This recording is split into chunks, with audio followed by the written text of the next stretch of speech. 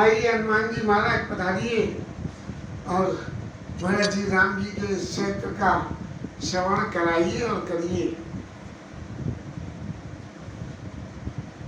जनक जी महाराज के आगमन के बाद सब लोगों ने रुकने का ठिकाना देखा और कंदमूल फल का आहार किया। अब विधि बासर बीते चारी राम ने रखी नर नार सुखारी। 4 दिन बीत गए और राम जी को देख देख के सब लोग बड़े सुखी। और अयोध्या और जनक परिवार को एक जरा सा भी ये नहीं रह गया कि हम वापस अपने घर को जाएं, और बल्कि ये सोचने लगे बिनु सिय राम बिरब बल नाई। बिना सीताराम जी के फिरने में अच्छा नहीं। और फिर अपने अपने सौभाग्य को वर्णन करते हुए कहते हैं कि इस तरह से जैसे यहाँ रह के हुए राम जी के दर्शन करके मंदाकिनी पर्वत की परिक्रमा करके और कंदमूल फल का आहार करके जो जीवन में सुख हो रहा है, ऐसा सुख और कहीं नहीं मिल सकता। यही सुख जोग न लोग सब। बोले ऐसा कौन भाग्यशाली होगा जो ऐसे सुखों को पाके भी छोड़ना चाहे। और सहज सुभाय समाज राम चरण अनुराग। और दोनों समाजों में राम जी के चरणों में अत्यंत अनुराग और प्रेम है। अनुराग और प्रेम है। ये अनुराग प्रेम एक तो ऐसा होता है इसमें कि अंदर भाई क्या है कि नवरात्र है तो पूजा पाठ करनी है, एक तो ये अनुराग है। और एक अनुराग क्या है, बोले नित्य रामायण पढ़नी है। जो नित्य रामायण पढ़नी है ये सहज स्वभाव है। और जो नवरात्र में एक बात करना है, बाकी जो है दोनों नवरात्रों में और फिर नहीं करना, तो ये जो है फोर्स है कि हम अपनी ड्यूटी समझते हैं इसलिए करते हैं। ऐसा समझ के सहज स्वभाव समाये राम चरण अनुराग। राम जी के चरणों में सहजी स्वभाव से लोगों को अनुराग पैदा हो गया।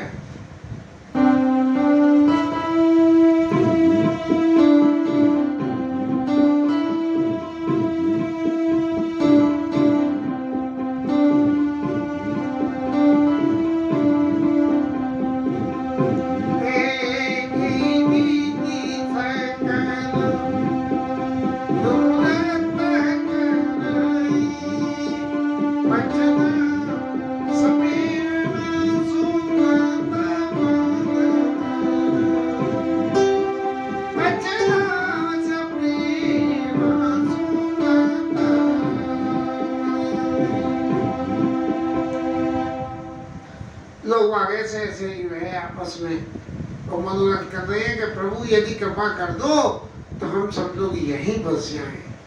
ऐसे मनोरथ करते हुए अब ये तो समाज की और लोगों की स्थिति रही, लेकिन जनक जी के परिवार में रानी सुनैना ने चित्त में ये विचार किया कि हम वहाँ से तो यहाँ आ गए, लेकिन आगे की क्रिया को आगे बढ़ाने के लिए हमें क्या करना चाहिए। एक यद्यपि राजा जनक राजर्षि है, राजा भी है और ऋषि भी है, दोनों हैं, और सुनैना मैया उनकी जो है पत्नी है। लेकिन पत्नी होने के बाद पत्नी ये देख रही है कि राजा कोई प्रयास करने में असफल हो रहे हैं और सब लोगों के सामने इस बात को नहीं रख पा रहे हैं कि इस समस्या का निराकरण कैसे हो जाना चाहिए। जब ये बात पैदा हो रही है तब सीता जी की मैया ने ये अपने विद्या विवेक से और सिया मातु तेई समय पठाई और दासी देखी सब सरुआई। अब वहाँ कोई कमरे बंद तो थे नहीं, चौड़े में सब लोग बाग रह रहे थे, या कोई थोड़ी जनी छांव में पेड़ों की में रह रहे थे। तो सीता जी की मैया ने एक दासी को लगा दिया, अरे तू जा और निगाह रख कि ये हमारी समधन जो है फुर्सत में किस वक्त रहती है। और जिस वक्त वो फुर्सत में थी तब उस वक्त उसने आके सुनैना जी को ये कह दिया कि देवी अब इस समय फुर्सत में, तब सब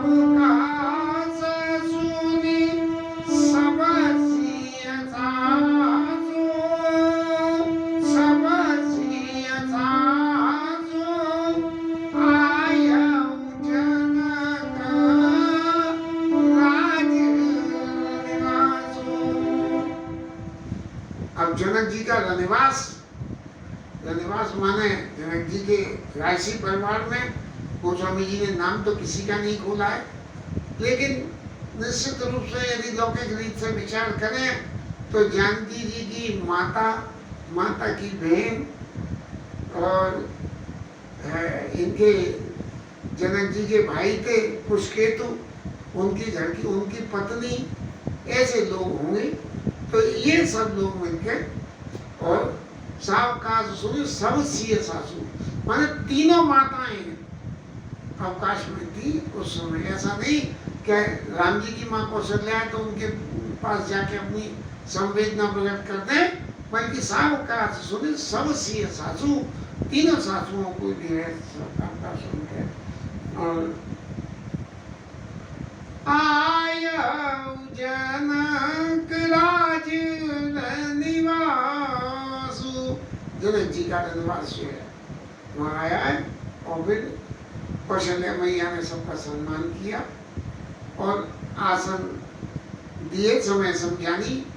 अब लौकिक जगत में तो जब कोई हंसी खुशी का मौका होता है तो आसन देने के लिए आसन क्या सिंहासन भी दिया जाता है, लेकिन जब कोई और ऐसा वियोग का अवसर हो तब आसन जो है जमीन में ही दिया जाता है। तो ऐसे आसन दिए समय समझानी, उस समय के अनुकूल आसन जमीन में बिछा के, चाहे कुछ बिछाई हो, पत्ते बिछाई हो, उनको आसन दिया गया।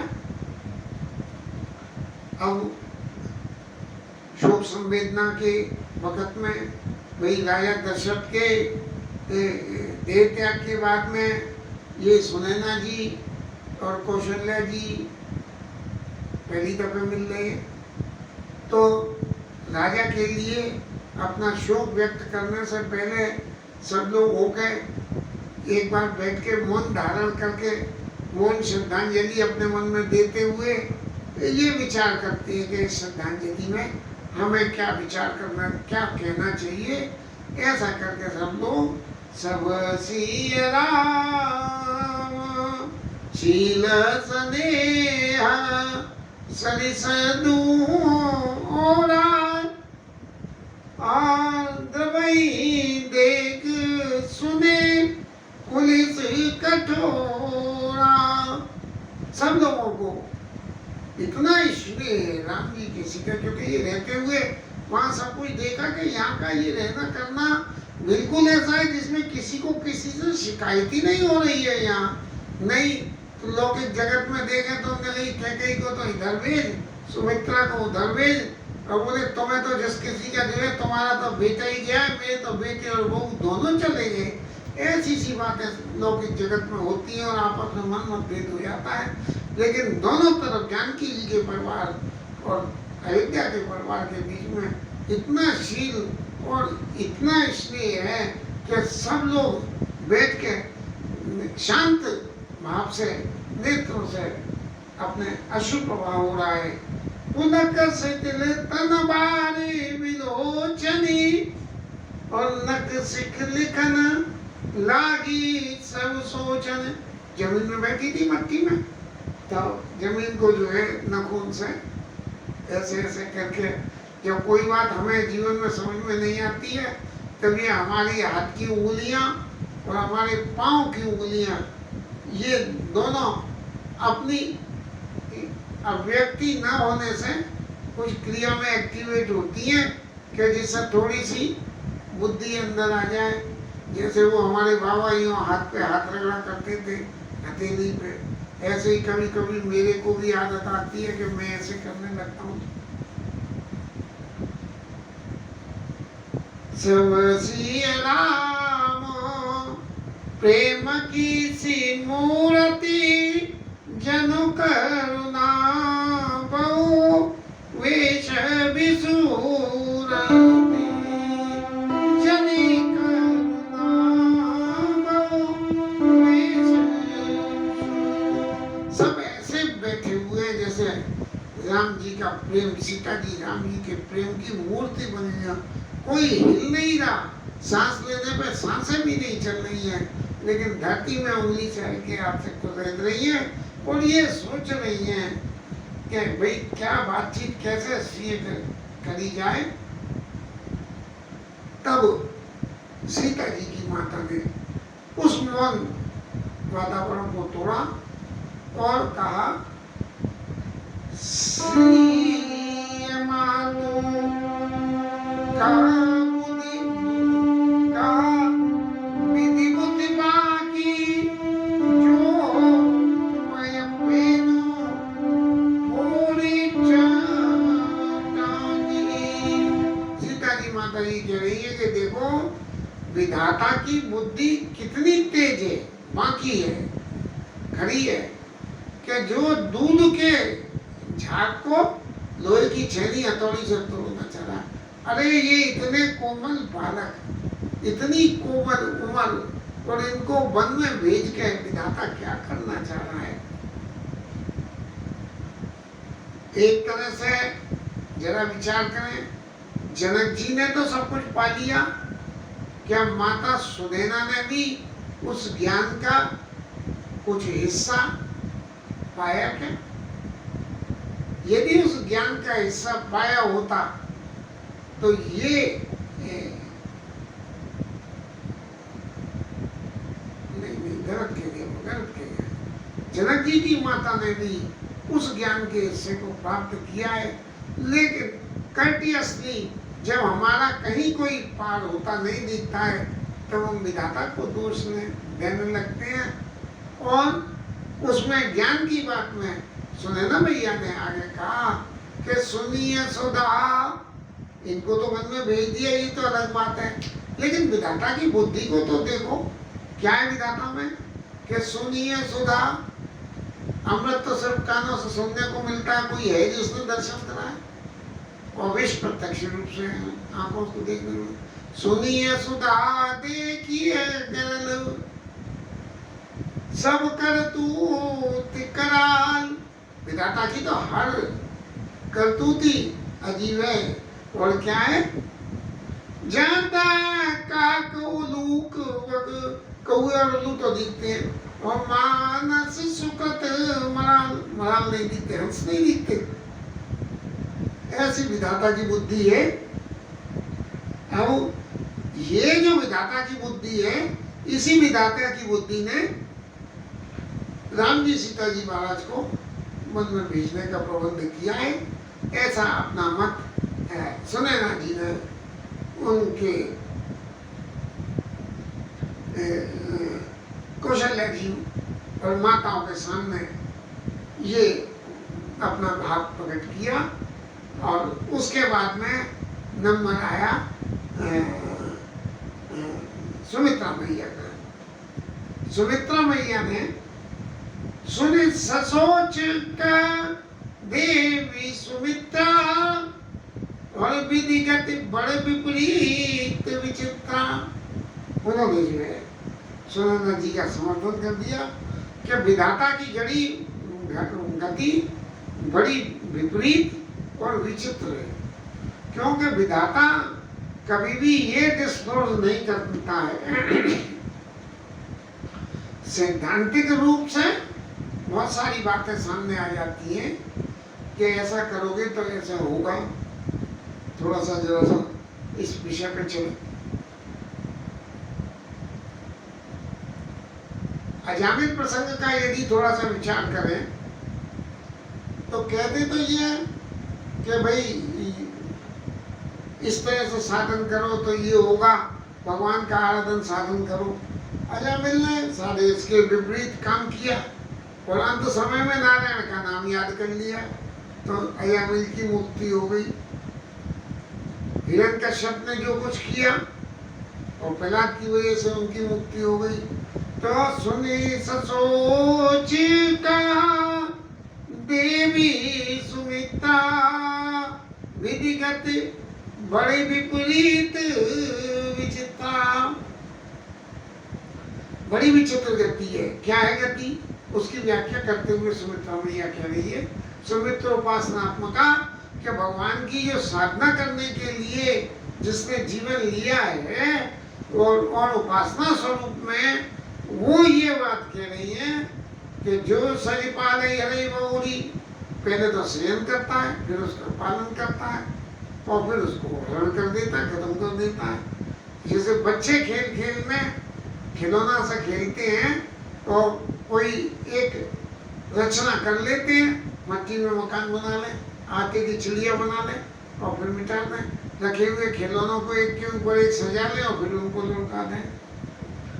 तो बाल केली समविधि मत मोरी, बच्चों के खेल के समान विधाता की मति तो बुरी है, भोली है, उसका तो काम ही यही है।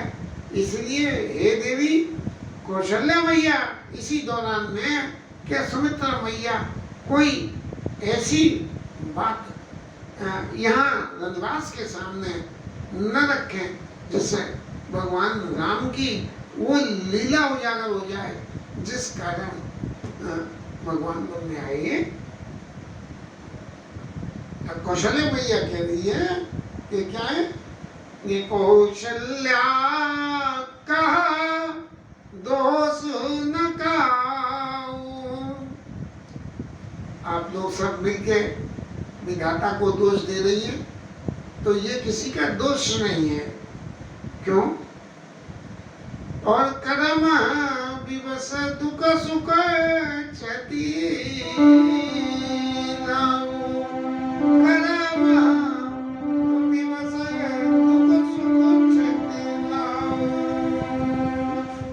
ये लाभ हानि सब हमारे सबके कर्मों के वशीभूत होकर, और उस कर्मों के वशीभूत होने से हम भले ही विधाता को ये दोष देते हैं कि विधाता ने ये काम कराया, लेकिन ये ऐसा नहीं है, जैसा करोगे वैसा भरोगे।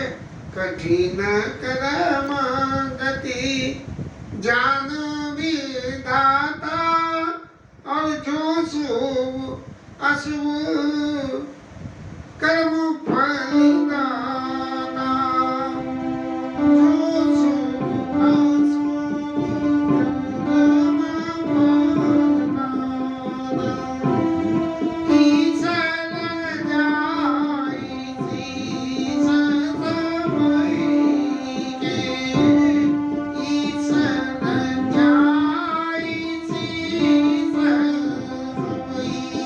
के, उत्पत्ति पालना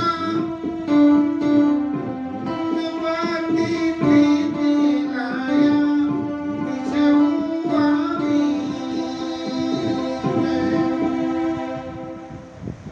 ये कर्म की गति से इस संसार के जीव को विधाता ने बांधा,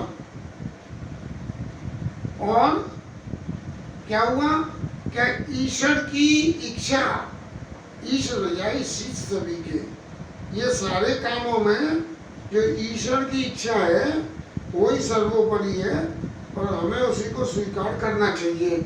और उत्पत्ति त्रिविध विषय में के, चाहे वो विश्व की बात हो, चाहे संसार के सृजन की, और चाहे पालन की, और चाहे संसार के विनाश की। लेकिन देवी हम लोग तो सब फिर भी सोचते ही हैं, और वो हम क्यों सोचते हैं? इसलिए हम सोचते हैं देवी मोहवश, अपने हित के लिए, अपने मोह के वशीभूत हो गए कि विधाता ने ऐसा करा, ऐसा करा, ऐसा करा, विधाता को ये नहीं करना चाहिए था। तो विधि प्रपंच अस अचल अनादि। हे देवी, ये सारी लीला सिर्फ हमारे लिए थोड़ी हुई है, ये तो सारे संसार का नियम है कि विधाता ऐसी लीला करता है जिस लीला में हर किसी को उसके कर्म का फल प्राप्त हो जाए। यद्यपि विचार करके देखें तो गीता में भगवान कहते हैं कि ईश्वर, रामायण में भी हमारे गोस्वामी जी कहते हैं, ईश्वर संस जीव नासी चेतन अमन सहज सुखा की सो माया बस भयो गुसाई बनो की मरकट की नहीं, तोते की तरह से चुगली पकड़ के लटक जाता है। तो इस तरह से जो ये सबका स्वरूप है, तो देवी आप लोग जो इन बातों को कर रही हो कि विधाता की दोष को या विधाता को ये सोचना चाहिए था, ऐसा सोचना आपका उचित नहीं है। और भूपति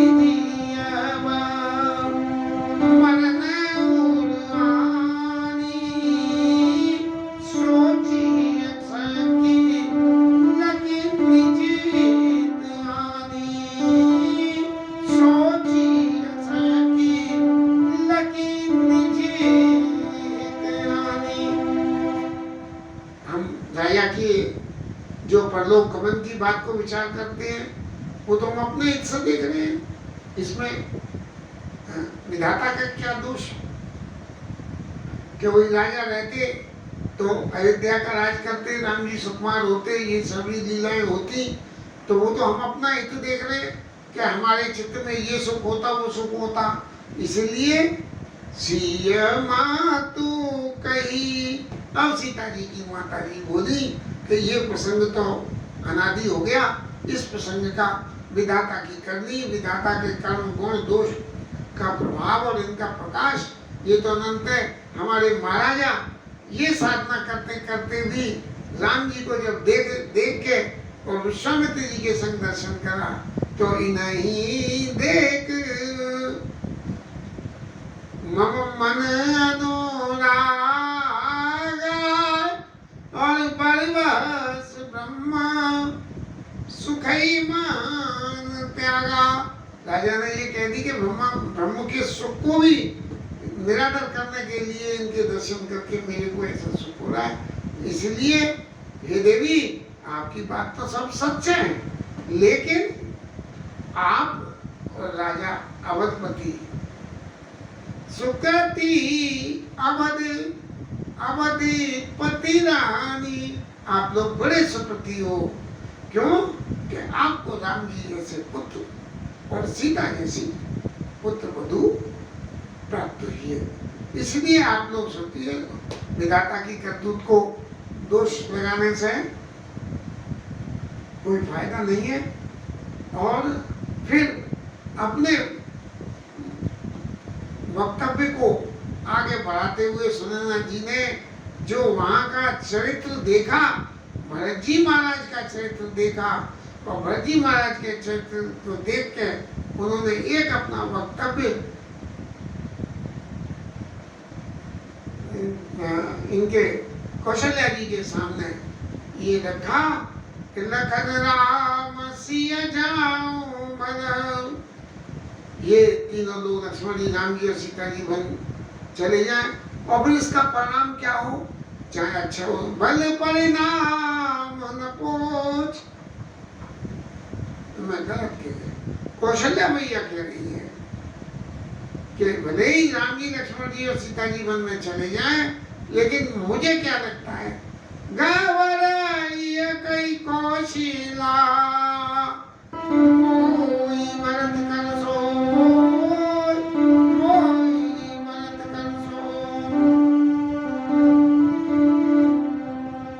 भरत जी का सबसे ज्यादा सोच है। कभी कथाओं में सुना है कि कैकेयी और भरत जी ने, कैकेयी और सुमित्रा जी ने अपने पुत्रों को अपने भाव स्वरूप में अज्ञाबद्धी करके मान लिया था। राम जी वन में चले गए, लेकिन जो कौशल्या जी का स्नेह भरत जी ने दर्शन किया, उस दर्शन को करके भरत जी के चित्त में कितना सोच है, इसका अनुभव तो माता कौशल्या को है। तो वो कह रही है कि वो ही भरत का सोच, मुझे भरत का बहुत सोच है कि भरत जी का क्या होगा, जो बिना राम के रह ही नहीं सकते हैं। ऐसे लक्ष्मण जी तो संग चले गए, उन्हें तो संग मिल गया, लेकिन भरत जी तो बिना राम जी के रह ही नहीं सकते हैं। सवाल ये खड़ा होता है कि यदि राम जी के संग नहीं रह सकते हैं तो महाराज नंदसार बिना राम जी के कैसे चले गए? ये सबसे बड़ी जरूरी इंपॉर्टेंट बात हो गई। भैया नहीं रह सकते, दो चार, कोई कह देगा कि 2-4 दिन को चले गए, लेकिन ये 2-4 दिन को नहीं गए। ये भगवान राम के प्रति जो उनका स्नेह है कि यदि ननिहाल न जाऊं तो ये सारी लीला का स्वरूप बनेगा नहीं, इसलिए भरत जी महाराज राम जी का संग छोड़कर ननिहाल को चले गए। और तब कौशल्या मैया कहती है कि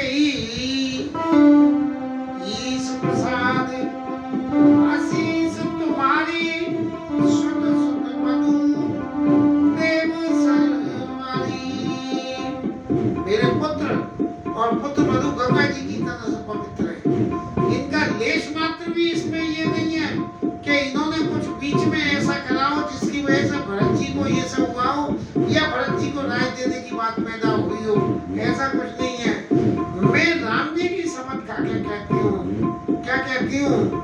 भरतशील गुण विनय बढ़ाई, में विनय बढ़ाई, माया भगति भरोस बढ़ाई, माया भगति भरोस बढ़ाई।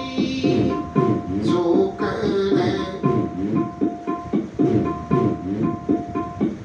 करत सार दऊ करमति कीजे, सागर सीप की जाई उलीजे, सागर सीप की जाई उलीजे। जानऊ सदा भरत गुण दीवा, बार बार मोई कहूँ महीवा, बार बार मोई कहूँ महीवा। ओ कसे कनक मणि भारत पाए, पुरुष पर किए समय सुहाए, पुरुष पर किए समय सुहाए। अनुचित आज कहब अस मोरा, शोक सनेह दयाल पुतोरा। सुनि सुर सरि सम पावन वाणी, भई सनेह विठल सब रानी। कौशल्या मैया कह रही है, राजा ने कही थी कि भरत जी का शील, भरत जी का गुण, भरत जी का स्नेह और भरत जी की बड़ाई, इन 4 चीजों को कोई यदि बखान करना चाहे या भरत जी को पहचान करना चाहे तो बिल्कुल ऐसा हो जाएगा जैसे एक सीपी लेकर समुद्र के पानी को उलीच रहे हो। पर इतने अनंत अनंत अनंत गुण हैं। महादेव जी ने तो राम जी के लिए कह दी कि राम अनंत अनंत गुण अमित कथा विस्तार, उनकी कथा है। लेकिन भरत जी की कथा को यहाँ जो राजा दशरथ है उन्होंने जो कौशल्या मैया को समझाया कि कसे कनक मुनि पालत पाए, पुरुष पर किए समय सुहाए। जब कभी समय आवे तब जो है भरत जी को पढ़ के जाएगा, पता लगेगी। जैसे सोने को कसौटी पे कस के लाइन डाल के ये चेक करते हैं, ऐसे ही जब समय आवे तभी पता करा जा सकता है। भरत जी के गुण, शील, स्नेह और उनकी बड़ाई को कोई व्याख्या करके शब्दों के माध्यम से कहना चाहे तो वो नहीं है। जब मौके पे उनको परखोगे तभी पता लगेगी। लेकिन देवी आप एक बात समझिए कि यदि आज हम ये बात कह रहे हैं तो ये बात ऐसा कहना उचित नहीं है। क्यों? कि इस वक्त हमारे चित्त की सारी सियानता ही चली गई है, हमारे सोच विचार की स्थिति खत्म हो गई है। अब मैं ये कहूँ तो बोले महाराज तुम्हारा तो दिमाग खराब हो गया, ऐसी ऐसी बातें कर रही हो। अरे राम जी में क्या गुणों की कोई कमी है? जब कोई कमी राम जी में नहीं है तो फिर ये भरत जी के गुणों को उनसे आगे रखने की क्रिया को बखाना आप कर रही हो, तो इसकी औचित्यता कितनी है या नहीं है। लेकिन कौशल्या मैया की ऐसी अत्यंत पावन वाणी को सुन के और सब लोग बड़े स्नेह से निकल गए कि देखो जिसका पुत्र वन में जा रहा है वो तो उसके लिए सोच नहीं कर रही है, लेकिन जिसको राज्याभिषेक मिला है उसके लिए कौशल्या मैया अभिषेक कर रही है। कौशल्या कह दीन धरी, फिर हृदय में धीरे धारण करके कौशल्या मैया सुनो देव मिथिलेश, हे राजा जनक की पत्नी आप सुनिए, आप तो राजा दशरथ साक्षात विवेक के अवतार हैं। को विवेक निधि बल्लवई तुम्हें सकई उपदेश, देवी आपको कौन ये उपदेश करे कि विधाता की गति क्या है। अरे कर्तन जोग भोग जग जेई, जहाँ ऐसी स्थिति है वहाँ जो है आपको कौन उपदेश करके ये समझा सकता है कि भगवान की लीला इस तरह से हो रही है और इसमें क्या रहस्य है। इस रहस्य को उजागर करना आपके सामने असंभव सा है। क्यों कि राजा जनक ने विश्वामित्र जी के सामने जो दर्शन किया है उस बात की विचार करके देवी कौशल्या अपने वक्तव्य को विश्राम दिया और हम कथा को विश्राम दे रहे हैं। हरिनाम कीर्तन।